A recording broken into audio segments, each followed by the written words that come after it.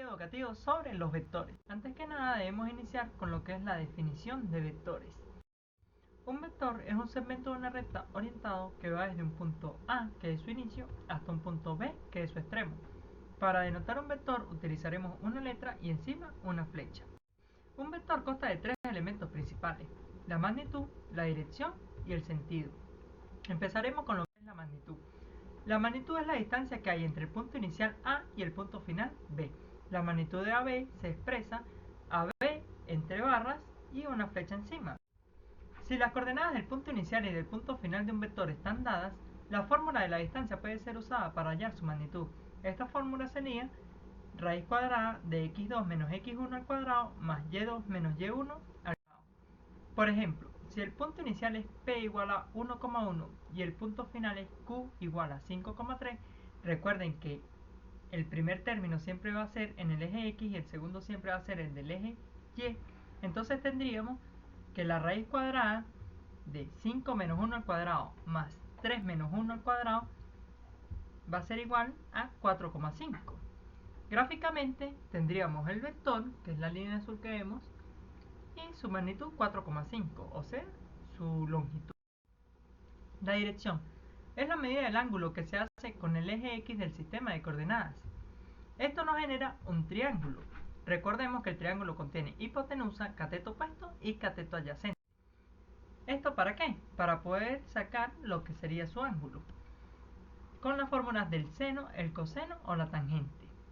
Por ejemplo, el seno de alfa va a ser igual a cateto opuesto sobre hipotenusa.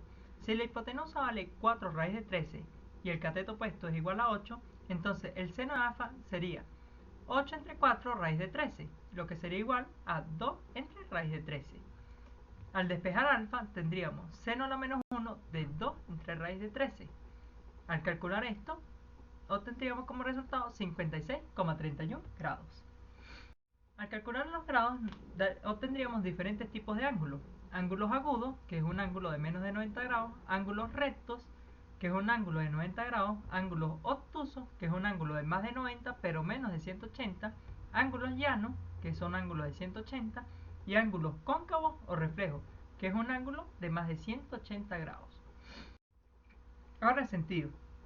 Dos vectores que tienen la misma dirección pueden tener igual o diferentes sentidos dependiendo de los signos, si es positivo o negativo, que se le asigna a cada vector. Por ejemplo, el vector b y menos b. Uno va hacia la izquierda y otro va hacia la derecha. La flecha en el extremo del vector es lo que nos va a indicar hacia qué lado va. Por otro lado, la suma y la resta.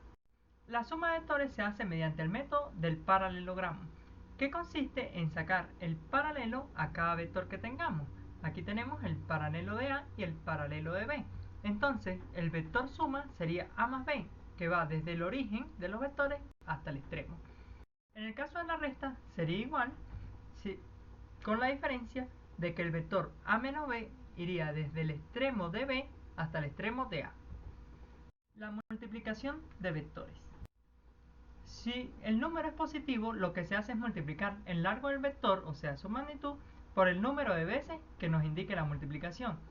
Por ejemplo, si tenemos el vector u igual a menos 2,3 y queremos hallar 2 por u, o sea el doble de u, tenemos 2 por menos 2,3, que sería igual a menos 4,6.